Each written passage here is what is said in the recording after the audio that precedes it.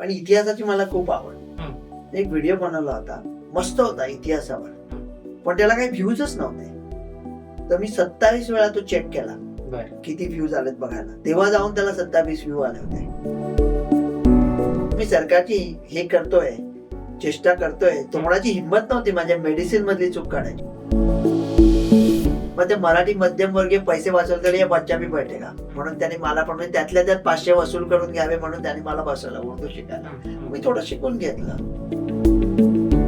तर मला राजकारणात वगैरे सुद्धा मी पडू शकलो असतो, पण आडनाव गोडसे वगैरे कुठे त्यावेळेला वाटलं की काय भविष्य नाही आपल्याला. डॉक्टर हे युट्यूब वर ऐकलंय, त्यावेळेस ऍज अ डॉक्टर म्हणून तुम्हाला आतून काय वाटतं? रवी गोडसेकडून आल्या तर वरदान, दुसऱ्या कोणाकडून आला तर धोका. ओके. आणि माझी एक आयडिया आहे, सुपर आयडिया, कोणी घेतच नाही पण माझी आयडिया.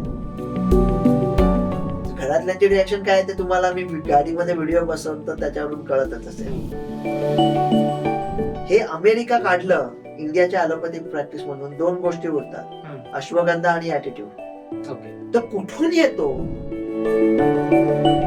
आम्ही खूप चांगले लोक होतो, समाजाने आम्हाला धंद्याला उभं केलंय. मला भारताने शिकवलं की जिथे राहतोस त्याच्याशी पूर्ण इमानदारी ठेव.